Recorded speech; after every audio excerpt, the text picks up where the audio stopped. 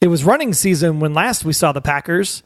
It's now November, so maybe passing season kicks in now? Running season, passing season, running season, passing season. Really, we just need third down season on both sides of the ball if we expect to beat Detroit. Next on your Packers Fan Podcast. Hey Packers fans, this is your unofficial Packers Fan Podcast, and these are the podcasters you're looking for. One of these guys, even though he's a huge fan of the Packers, he doesn't like bratwursts and wonders if that's wrong. And the other guy bangs the drum all day and thinks, touchdown. And now it's time to Go Pack Go with your hosts, Wayne Henderson and Troy Heinritz. Glad to be back at it. Thanks for joining us here on the Packers Fan Podcast, the show by and for fans of your 13-time NFL champion Green Bay Packers. We want to hear your feedback, especially after the Lions game. So go to PackersFanPodcast.com/feedback. Be part of the show. Let your voice be heard. There's a widget right there on the website. Record your message totally free from anywhere in the world. Or simply pick up your phone and dial +1 920 3PACK-GO. This is episode 143 of your Packers Fan Podcast. Tonight is November 1st. November? Wow, the year is flying by. November 1st, 2017. Show notes at PackersFanPodcast.com/143. I wonder how Aaron Rodgers' stash will be by the time this month is over, since he's not even playing. He may have something creative up his sleeve or on his face. November. All right. On this week's edition of the podcast, we'll be briefly touching on the loss to the New Orleans Saints. We'll also explain what did happen and what should happen for the Packers on offense going forward. Plus, we'll have some injury updates and news and a PSA announcement about why you should not fight other people. I'm going to take notes. That's one of those lessons that I need to jot down. Also going to have my favorite bits from the Packers dope sheet for the Lions at Packers game to help you get ready for Monday night. Troy's going to share his keys to the Packers beating those pesky Lions. And we've got motivating feedback from you, the G-Force. And me, I'm at Wayne Henderson, your voice acting, podcasting part owner of your 13-time NFL champion Green Bay Packers. And I'm hoping the Packers feel as good as I do after this bye week. Yeah, I'll rest and recovered because I'm blazing my own trail. I'm at Troy Heinritz, your gold ticket package holding, but yet unable to attend the game this Monday night, Green Bay Packer fan. Green and gold till we're dead and cold because the Packers Fan Podcast is available on demand and on the go with our free Packers Fan Podcast apps. They're available for iOS and Android devices because we like both teams, one for the AFC and one for the NFC. Question is, which is which? It's like the Super Bowl of Packers Fan Podcast smartphone apps. Love it. Now, of course, we don't need to dwell on the Saints game for too long because A, it was a loss, and B, it seems like it was a season ago. It's unbelievable. It just seems like we are moving on past it. The bye week seemed like 3. One of the highlights that jumped out at me, Troy, was Aaron Jones making his mark. Making his mark, cutting left, cutting right, taking it to the hole. 46-yard touchdown. Let me tell you, I was sitting very grumpily waiting to pick up my groceries at the grocery store. Oh, wow. And I realized, oh, wait, it doesn't matter that they're 45 minutes late because I just heard the greatest quarter of Packer football I've ever heard. We had rushing touchdowns. It's amazing. Like everything's going to be fine. It's going to be great. Coasting to the end, run the table, relax, and all that stuff. It's going to be perfect. Can't wait. Things were really good for quite a while in that game. That's for sure. Yeah. I mean, it really, I don't think fell apart until midway through the third quarter. And then even then we were leading 17-16 at the start of the fourth. So the question is, what happened in the fourth quarter? That is a fine question because for the first part of the game, I'm sitting there having my Denver omelet while watching Kenny Clark do some great things. And I was just smiling and pumping the air with my fist. And then after halftime, it just kind of slowly just fizzled away. But Brett Hundley, man, that dude had some great flashes, some great runs early on in that game.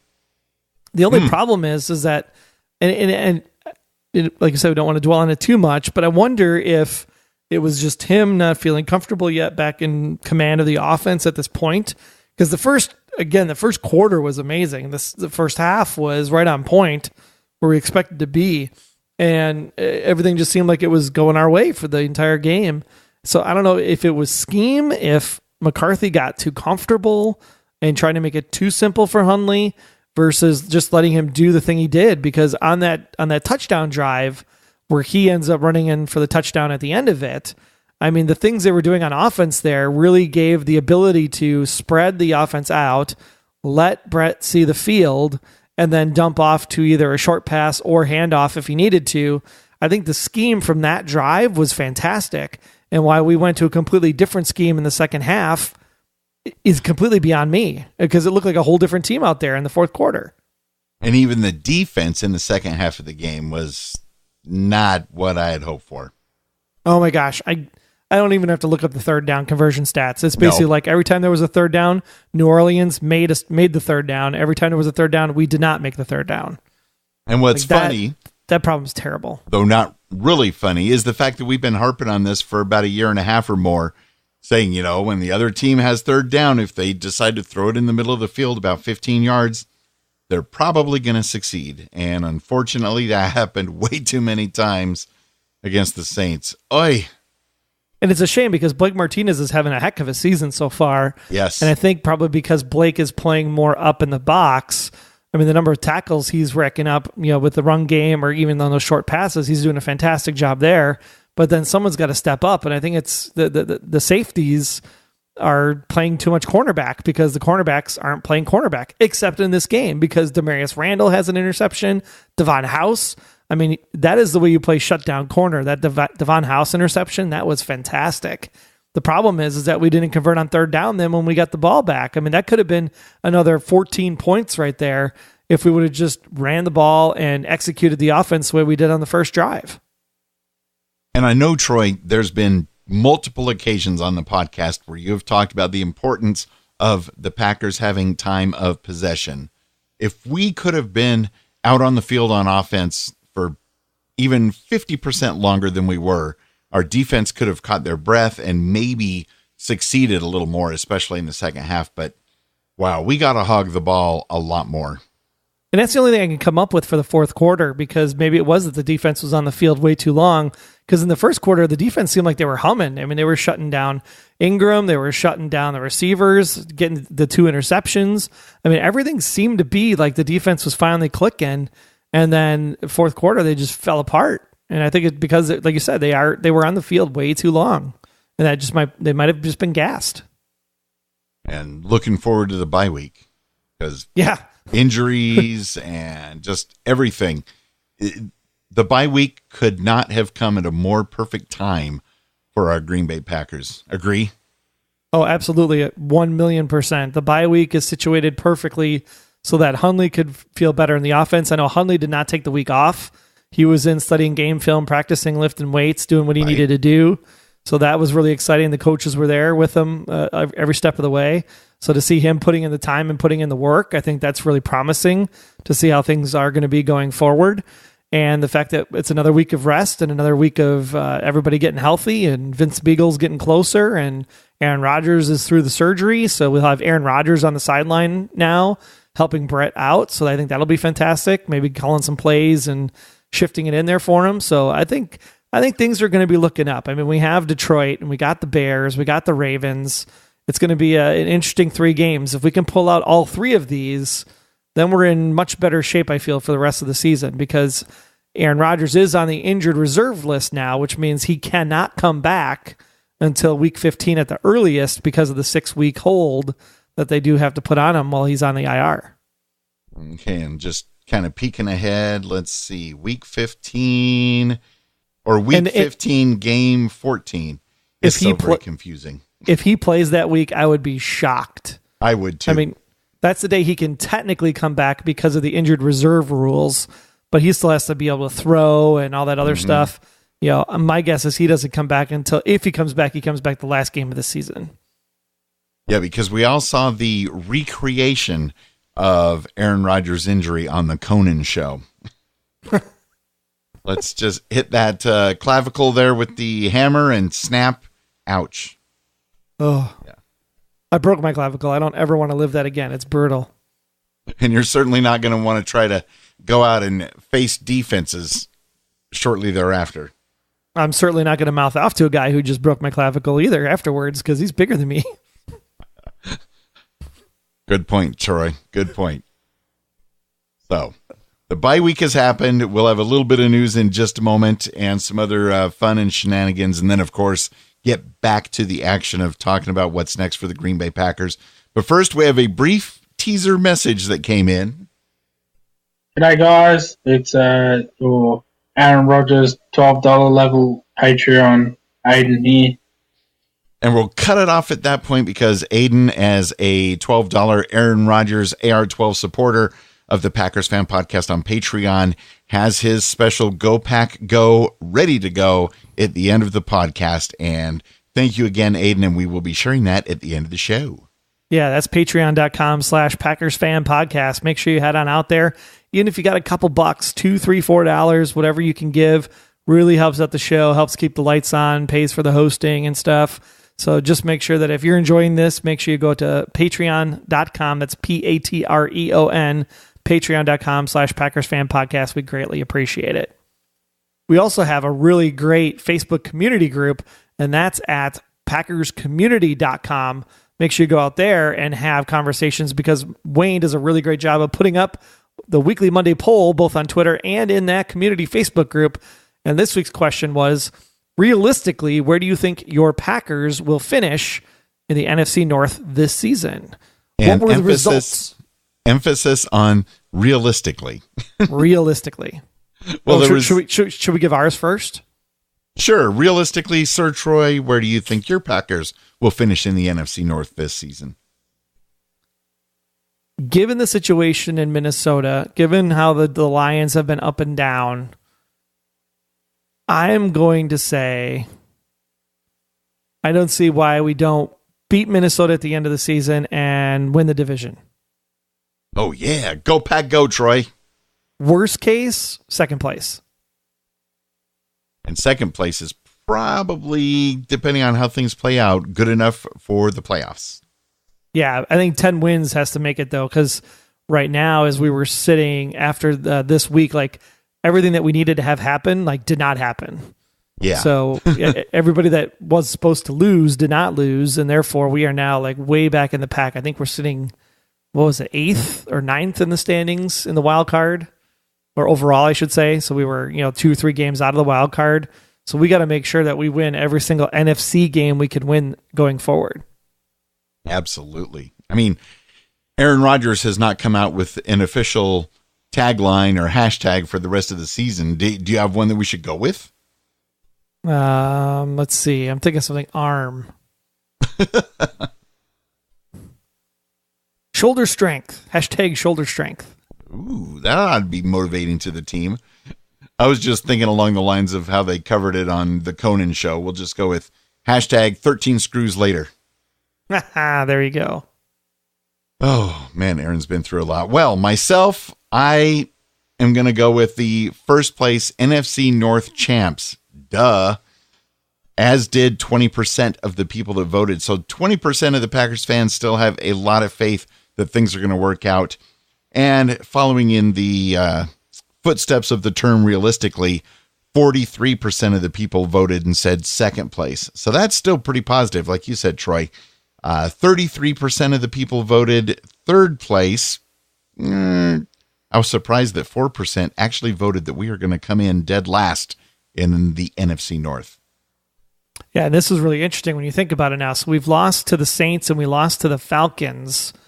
And because of that, that division alone is really a crapshoot because whoever wins the division, the other one's going to be right behind them because they're pretty much neck and neck. So that does not bode well for us there. So I'll assume one of those wildcard spots would be going to the South. Then we take a look at the East. You have the Eagles and the Cowboys, which we beat the Cowboys. So let's hope the Eagles train keeps on rolling. Then if we look at the West, you have the Seahawks currently sitting in first place. And you also have, that's pretty much it for the West. Well, the Rams, the highest scoring team in the NFL. That's true. But we do not play the Rams this year, so we will not have the tiebreaker there. And that's true on that side. That'll be tough on that one. And they are currently 2-1 in the division, and they are 3-2 in the conference. We are 3-3 in the conference. So yeah, winning the NFC games is critical at this stage of the game. Of course, the first step is obviously win your division. Second step is make the playoffs. So hopefully we can just win the division outright, and it will be I'm going to assume home field advantage at this point is like not going to happen. Not unless something drastically happens with the Philadelphia Eagles. I think as soon as we win that first playoff game, we need to start getting ready for the Eagles. And with the trade to Miami, the Eagles running game now is like took a whole step up. Man, they are going to be huge this year. You know, we might have to eat our words and have some crow based on our poo-pooing Doug Peterson, their coach, his statement at the during camp when he said that they are armed and dangerous and as talented as the Packers that won the Super Bowl. Looks like that so far. They haven't won it yet, and they've not won any Super Bowls yet, but they are certainly rolling along first place in all of the NFL. Yikes. I just want to know who's going to be the first one-win team. Is it the Browns or the Niners? Who's going to get the first victory this week? Well, I still have my hopes and dreams pinned on the Niners going 0-16. Please tell me that the Browns play the Niners this year. That would be awesome. I was hoping that the Browns were how did they not beat the Vikings? They were actually winning for a while. Well, is what it is. What it is. And it is very messy. Looking at the rest of the Browns schedule, just kind of peeking in. No, they do not get to play the 49ers. So maybe they'll beat Cincinnati. Yeah, Cincinnati, man. I don't know what happened to that team. Maybe they'll beat Chicago. That'll help us out. We'll take that help. Yeah, but the rest of the schedule, they could very easily go 0-16 this year. And based on the weekly Twitter poll about the placement in the NFC North, we did get some comments as well. Troy, why don't you take the first one? Sure. That was from Steven. He said, if you had asked this question before Aaron Rodgers was injured, I would have voted first place. But people are thinking that he is out for the rest of the season, and I don't even know or even realistically say that they can catch the Minnesota Vikings since they were on their bye week and the Vikings were playing in London yesterday. You did ask, but realistically, I can't even see the Bears finishing higher than second place, and I can't see them finishing in third or fourth place. Those spots belong to the Detroit Lions and the Chicago Bears. And the only way the Packers will finish in fourth place if something happens that I can't foresee right now. So Stephen is saying number 2. And I definitely don't want to foresee any scenarios where the Packers would end up in fourth place because those would be some frightening scenarios this far into the season. Our buddy Marty Dixon says, we'll know better after this coming week's game, having been of the opinion that we'll only get a true read on Brett Hundley after the bye week. My fingers are crossed. I agree. I think a nice home game against a division opponent, if you can seal the deal on that one convincingly, then that sets up a good stretch to go on the road against a division opponent, obviously, and the Bears, and then to continue on from there. So hopefully this will be a testament game for Brett. I think that'll be good stuff. Don Lejeune down there in Texas said, I'm just going to believe for the best and most for our Packers. I guess I'll have to believe for a lot more fans than just myself. Too bad there isn't more faith in the Packers out there. And fellow Texas Packers fanatic Kim McKinney commented as well with saying, I voted with you, Don. We have to keep the faith. The faith. And that is so very true because we're still doing better than many of the teams. And what's interesting is at this time, the Packers are the great unknown. We've only seen one game from Brett Hundley, really, and that was with really only a week of prep and maybe or maybe not bad scheming. With the full bye week and him not taking the time off during the bye week, it could be very, very good indeed. And a fully healthy offensive line with an Aaron Jones at running back. Ooh, yeah. Can't wait for Monday night, Troy. Can't wait. It's going to be great. And the best part is everybody's healthy. Really? Well, that's what I'm assuming because there hasn't been an injury report posted as of yet. Yeah. Yeah, so no injury report we have seen at this point at the time of recording the podcast because of the extra day that they get because of the Monday night contest. So we're just going to assume everybody's healthy and everybody's playing. hey, anything could happen between now and Monday. I am looking forward to at least the offensive line being a lot healthier than they have been. Well, I mean, even though we don't have an injury report, there's been a lot of movement going on the Packers organization. Now, remember, we brought in Ricky Jean-Francois back to the team. Well, guess what? He gone again. Wow, that poor guy. He was released on November 1st, actually today, the day of the recording. We also picked, if you remember, Joe Carriage. He played a few games at the end of last season for us on the field. Well, he was on the practice squad, then removed from the practice squad, and now he's back signed on the practice squad again. So Joe, fullback, welcome back. And Daryl Green will be released from the practice squad to make room for him. And then if you remember, the other one we were big on during preseason, besides Aaron Jones, was wide receiver Max McCaffrey. Oh, yeah. He is back and signed on the practice squad. But in order to make room for him, technically we had to remove somebody from injured reserve. So Don Barkley will not be playing for the Green Bay Packers anymore. Can you believe that? Just when things were getting a lot better with Don, and then, of course, he gets the injury, so it's like he can't win. And then, of course, just yesterday or today to find out that he signed with the Lions, I'm like, oh, man. Well, that might be a good thing. We called him the human turnstile for so long, even though he was the most versatile person playing all the positions on the line. But, yeah, the fact that they were just outright released him, I was like, wow, okay, that's interesting. I just hate it when our players end up in the division. I mean, that goes for every team in the NFL. I'm sure they feel that way as well.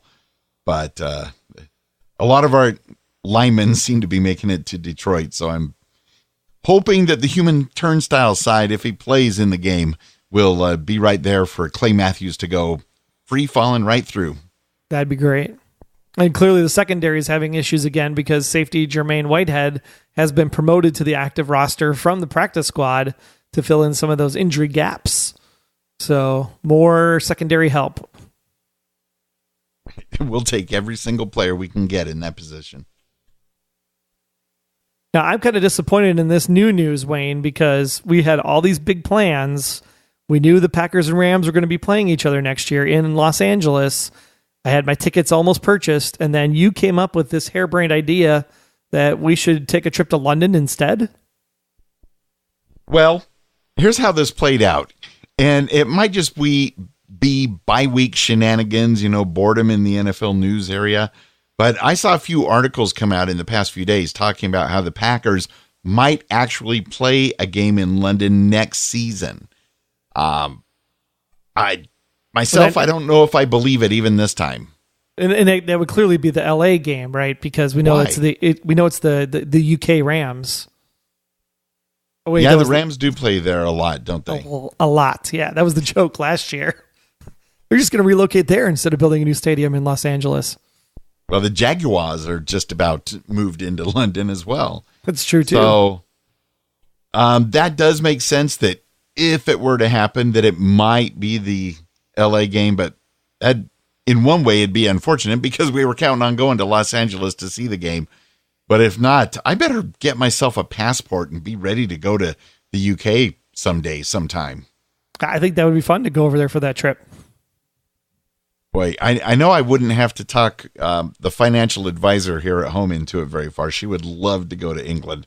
I mean, we're not obviously going to go all the way there just to see the Packers. So This could turn into a dream vacation if finances work out and things happen. Stay tuned. Book your flights early. I just need to know when it's going to be and how to get tickets. Well, some people that might not be going out and having a good time are some Lions players, because when your friends fight, the rule of thumb is you don't join in, because defensive tackle Ashawn Robinson was ejected for throwing a punch during the final seconds of the Detroit Lions loss on Sunday to the Steelers. And Pittsburgh, Maurkice Pouncey also was. And then all of a sudden this kerfuffle unfolded where 3 Lions players actually ran out onto the field. Now, those 3 players appeared to be cornerback DJ Hayden and defensive ends Jeremiah Villalobos and Cornelius Washington. And because of the behavior of the Detroit Lions, Coach Jim Caldwell confirmed that those players that participated in the skirmish would actually face punishment, but was non-committal about their availability for Monday night's game against the Green Bay Packers. So there were 3 guys that ran onto the field, according to Caldwell, and that's an issue. And we have to take care of those things, and we have to address them. We're not going to stand for it. It's not one of the things we want to be known for. We want to be known for playing this game the way it's supposed to be played, and losing your poise is not one of those ways. So we'll handle it in-house, and certainly the league may have something to say about it as well, but he has no statement as to whether or not they'll be withheld from the game. So if they get withheld from the game, that's 2 defensive ends, man. That makes our job a lot easier on offense. Jim, I don't think they should play, as a matter of fact. You should put your foot down, sir. Don't let them bully you into an answer. Don't be the mom. Don't be the dad. Yeah, be the Jim, coach. They just need to not play this week and sit in the corner and think about what they've done. Yeah, I saw that game, and it was a close game score-wise, but the Lions, they kept getting into the red zone, and they could not do squat in the red zone. And during the final 15, 20 seconds of the game, to just lose your cool because, A, your team stunk that night and you had no hope at the end, that's not when you go off and start swinging arms around. Yeah, it's not like the Packers were in the red zone at the end of the first half with the ability to score a touchdown and started throwing a temper tantrum because they didn't get in. I did, but the Packers didn't. I almost choked on my last bite of my my breakfast, but I was like, things were turning at that very moment. That was crazy. But we'll see what happens. Monday, it will be here before we know it. And I know for our friends in Australia and the UK and Europe, the time frame for the Monday night game may or may not work out with your regular sleep schedules. Sleep's overrated. Yeah, because the Packers aren't on Monday Night Football all that often. So, Sunday night, Monday night, it's all the same. It's a work day the next day. Maybe not. Well, the Lions are coming to town, and all we have to know for the keys to the game is just make sure there's no divots on the field, because this game will come down to a field goal. I promise you that. Really? Yeah. Definitely a field goal. It's going to be a close one. I'm predicting overtime in this one, actually, but we're not there yet. Spoiler. First and foremost, third down is the key to this game. We need to make sure that we get off the field on defense and on the field on offense and keep the drives going, because I think when Brett Hundley was in a rhythm, I think things were actually really, really good for the Packers. And when Brett Hundley was off, I think it really showed how just off he was, because they weren't even on the same page. I mean, he's throwing balls behind Jordy Nelson. He's throwing balls over Geronimo Allison. So they need to just get their timing down. They need to convert those third downs, and don't be so creative. Just run base offense. They were literally after that first interception, Ty, I think Ty was coming out of the backfield, and Devontae was coming over on the cross along the line of scrimmage. They had 3rd and 2. Just give it to Ty or Aaron to punch it through the 2 yards. Instead, they tried to chuck it real fast to Devontae Adams, and he wasn't even looking for the ball. So, and that just killed that drive. 3 and out after an interception is brutal. So definitely have to make sure third down is going to be the key stat for this game. And then I think with the way the running game has been progressing with Aaron Jones, you got to go with a 2-back tandem, whether that's Rapkowski or Ty Montgomery and Aaron Jones, so you don't know which way the ball is going to get handed off. I saw a couple of those looks actually during the course of the New Orleans Saints game, and I think that's something that we have to take advantage of. You have to really play to the fact that we have this really semi-decent running game right now, so the more we can run, the easier it is going to be to open up the passing lanes for Brett when we need to throw the ball down the field. And then because Brett had such a fantastic job on his running, the other key is that when he scrambles, he's got to step up in the pocket and not sideways. Too many times he was running sideways looking for an open receiver. If he just steps up in the pocket, he could go for 5-10 yards right in front of him. So I think we need to see more kind of the Russell Wilson style of play out of Brett as we move into the rest of the season. But I think the biggest thing that's been lacking over the last couple of weeks is the pass rush. Now, Matt Stafford and them get really rattled when you get in there, and he throws a lot of picks when he's rattled. Just look at the New Orleans game that they played against the Lions, and then, of course, the Pittsburgh game as well. The Lions are an easily beatable team because they beat themselves, but we can't do that unless Stafford is rattled on his own. So we have to make sure the pass rush is top notch and kind of play defense like we did during the first game against Seattle. Seems like a reasonable idea to me because, yeah, Matthew Stafford, he's so up and down. We need to take advantage of that. And wow, your teaser about what you expect the game to come down to. We can't wait to get to that in just a minute. But first, it's this week's Packers Dope Sheet. The official Packers organization has released the one about the Lions at Packers. And because of the bye week, things are getting confusing because it's game 8, but it's week 9. Either way, we're linking to it at PackersFanPodcast.com/143. And speaking of 4-3, the 4-3 Green Bay Packers are at home at Lambeau Field, hosting the 3-4 Detroit Lions Monday night, 7:30 p.m. Central. Now, Green Bay has won 3 consecutives on Monday Night Football, including a 27-13 win over Philly last season. And what's surprising to me is it's only the 3rd time out of all the times we've played the Lions. It's only the 3rd time the Packers and Lions have met each other on Monday Night Football, and it's the first time since 1972. That's a lot of football to go by without playing the Lions on Monday Night Football. That's a lot of Madden scribbling in all that time. This will be the so you take this guy over here. And this guy over here, and boom, 10 acting. Sorry. This will be the 25th consecutive season that Green Bay has been on Monday Night Football, going back to 1993, which I think is coincidentally around the time that Favre really took off. The longest streak is the Broncos going back to 1992. They've never missed a season with a Monday Night Football game.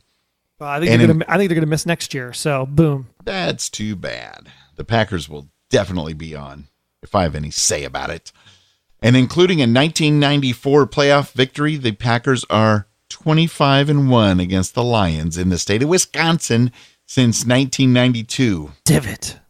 I know, we were so close to 26-0 against the Lions in Wisconsin. The divot game. Hashtag divot game. Yeah, like you said, things come down to a divot now and then. Brutal. The rivalry kicked off back in 1930 at City Stadium in Green Bay with a 47-13 Packers win. And 2 seasons later, the teams began a yearly series. And this Monday marks meeting number 176 in the all-time series, including playoffs. The Packers lead the regular season series 98-67 with 7 ties and have won both postseason contests between the Lions and Packers. Green Bay's 98 wins over the Lions are the most the Packers have against any team. Can I get a go Pack go? Go Pack go! So that is awesome. And the previous 4 times the Packers have lost heading into the bye week, they have won each home game immediately following the bye. So that bodes well as well. And 3 of the 4 games took place at home against division opponents, the Bears, and a couple of times against Detroit. And the most notable connection between the 2 teams for me is that Lions tackle Greg Robinson and Packers tight end Lance Kendricks were teammates for 3 years with the St. Louis and now Los Angeles Rams.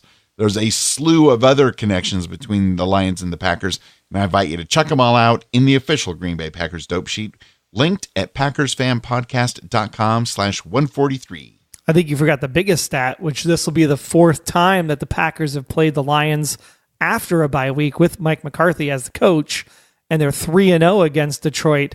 And in an added bonus, they're 4-0 at home after the bye while Coach McCarthy has been at the helm. Ah, very nice indeed. So I'm feeling even better about Monday night now. Monday Night Football's going to rock. Also might be wet. I saw a little weather forecast. How's it looking up there? It rained during that Saints game too, and I think that had a little bit of a challenge for us as well, holding on to the balls in the passing game. But 60% chance of rain, 50 degrees Fahrenheit, perfect November weather for deer hunting. I mean football up there in Wisconsin. I think Brett Hundley did some venison hunting and cooking. Cooking, photo. yes. Photo, yum, yum. Good stuff. Yeah. Tasty So does treats. the rain help make divots happen? It could, depending on what kind of cleats were worn when they stepped on the field. Oh boy. We'll keep an eye out. So it's all kinds of fun, right? I had What did I have? I had Saints 21, Packers 23. You had Saints 15, Packers 17. So at least I had more on the Saints. So I guess I get to go first. Sure, why not? You teased us earlier that a field goal may decide this. Is that true? It's true. Field goal wins it in overtime. Overtime? Packers 23, Lions 20. Oh my, another close one. I just like that you picked a victory. Overtime is good for TV ratings. However, I think the Packers are going to put things together and the Lions are going to take things apart on themselves.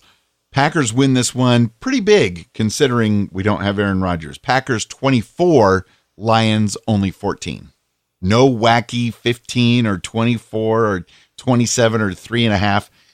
We're going to win by 10. Oh, yeah. Yeah, see, mine is that the Lions score that third touchdown, but then we get another blocked extra point because it was awesome. I love blocked extra points when we're the ones doing it. Maybe we'll even get a safety against the Lions. We'll see. Somehow it's going to work out that the Packers win. That's what counts. And another thing that counts is you great listeners. Thank you so much for listening to the show. And for you that support the podcast through Patreon. You know, even though AR12 is recovering from his injury, he is still number one in our hearts. Much like brand new Packers Fan Podcast, Patreon supporter Aiden Cassidy, pledging support of the podcast at the Aaron Rodgers $12 level. You truly are an MVP-worthy Packers fan, and we will be sharing your hearty Go Pack Go in the outro of this podcast. And channeling their inner Brett Favre, the Texas-only Green Bay Packers fanatics. The Facebook group itself at the Brett Favre number 4. That makes it $4 that they're contributing to the Packers Fan Podcast. Awesome stuff. Thank you. Also, thanks to Jeff Summerfield. We send you a GeForce MVP Favre-tastic thanks as well for supporting the Packers Fan Podcast at the Brett Favre $4 level. You rock. And as always, go back, go to Alex J, supporting us at the Curly Lambeau appreciation level. Thanks so much to all of you. Again, you can make the Packers Fan Podcast even better by going to patreon.com/Packers Fan Podcast. You can also go to packersfanpodcast.com/support. Either way will work, but patreon.com/Packers Fan Podcast. Give $1 or $2, give $4, give $12, or give $92 and go to a game with me. That's right. Again, packersfanpodcast.com/support or patreon.com/Packers Fan Podcast.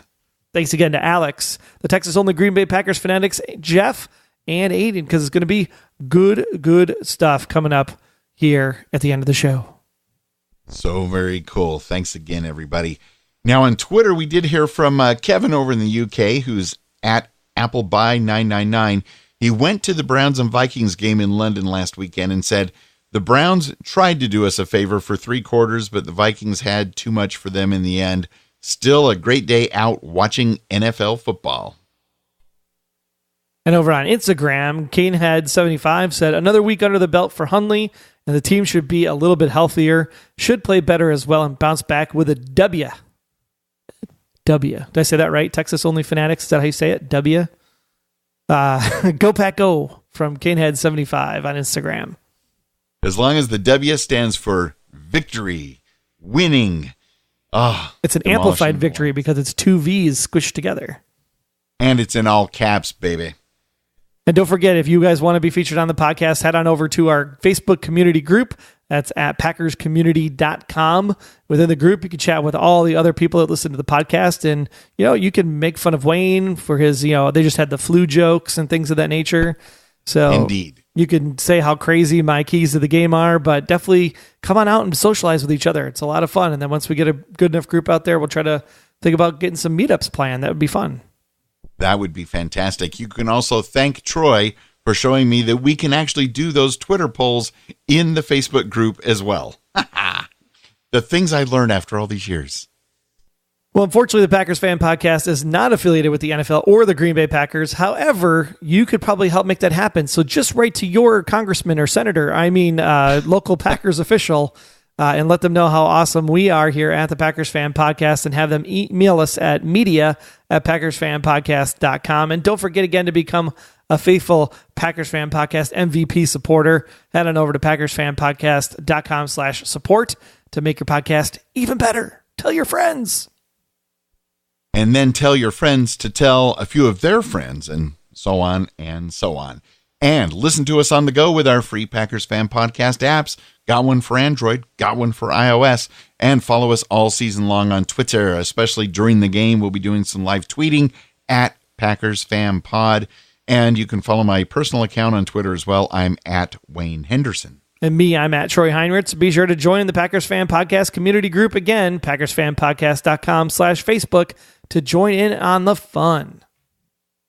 And speaking of fun, your feedback is fun for us.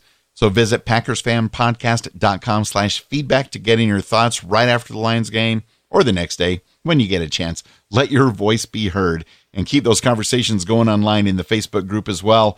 Thanks again for tuning in to this episode of the Packers Fan Podcast. We'll be back after a hopefully Packers victory over the Lions here on the Packers Fan Podcast. Be sure to subscribe in Apple Podcasts and leave us a review if you're loving the show. Now let's fire it up in Milwaukee. That's right.